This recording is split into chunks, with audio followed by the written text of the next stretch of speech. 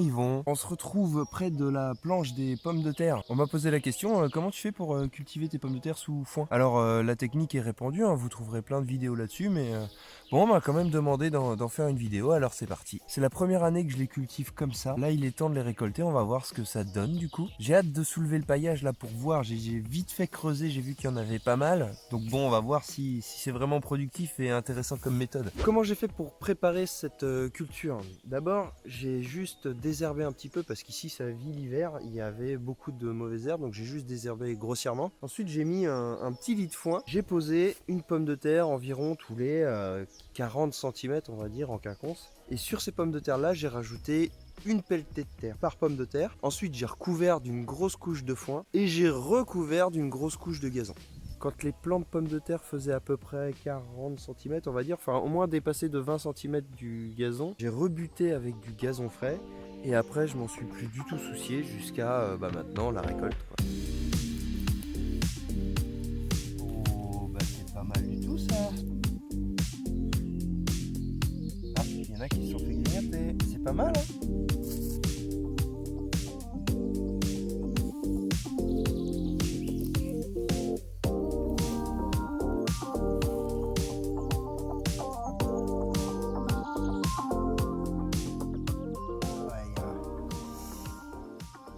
Bestiole qui est venu grignoter tout ça, hein. Vous savez, je vous avais parlé de mes 5 galères au potager. J'avais des trucs bizarres dans mes patates. Bon bah quand je vois ça,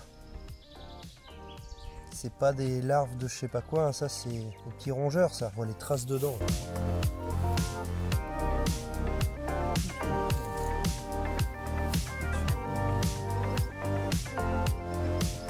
Bon voilà, j'ai tout récolté, toute la zone a été passée. Alors déjà, premier retour qu'on peut faire, c'est vraiment très agréable de récolter, c'est très facile. Il y a juste à plonger les mains, les pommes de terre sont juste là, il n'y a pas à creuser, rien.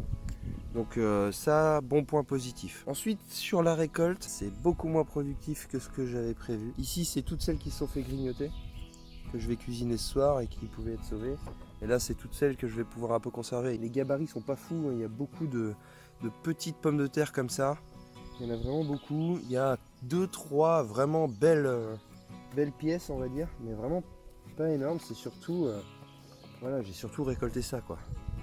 Vous voyez, j'ai pas récolté plus gros vraiment que ça. Alors après, est-ce que c'est la variété? Là, c'est des charlottes. Est-ce que c'est pas l'exposition aussi? Parce que là, elles sont pas vraiment plein soleil.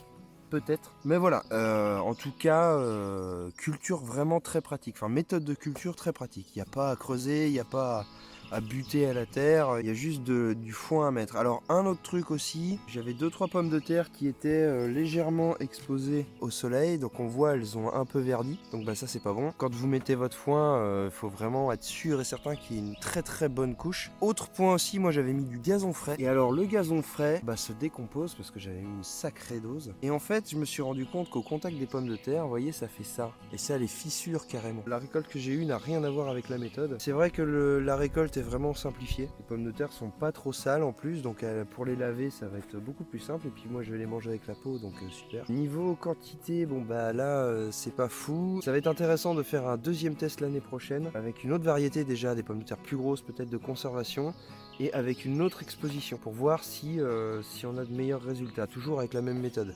Et je pense aussi que je vais pas mettre de gazon frais, je vais peut-être le laisser sécher et le rajouter ensuite, ou mettre que du foin. Il y a un truc aussi qu'on fera l'année prochaine, c'est qu'on va prendre une variété qui fait plusieurs étages. Pour les plus anciens d'entre vous, vous vous souvenez, j'avais déjà fait un test de faire pousser des pommes de terre en hauteur. J'avais vu que ça marchait bien, mais je pense que quand moi j'ai fait mon test, j'ai pas vraiment regardé la variété, et c'est pour ça que ça n'avait pas marché du tout. Mais on va essayer l'année prochaine de faire un test de culture de pommes de terre, mais vraiment sur la hauteur, qui prennent très peu de place, et par contre ça grimpe, et sortir 3 à 4 kg sur 50 cm². Donc on va tester ça. Bon bah voilà ce qu'on pouvait à peu près faire et dire sur ce test numéro 1 de la culture de pommes de terre sous foin herbe. Bon, c'est mitigé, honnêtement je suis mitigé.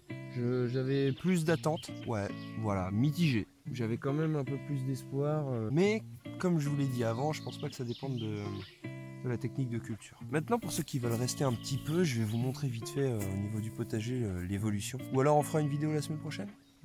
Ouais, on fera ça. On fera une vidéo la semaine prochaine. Allez, ciao!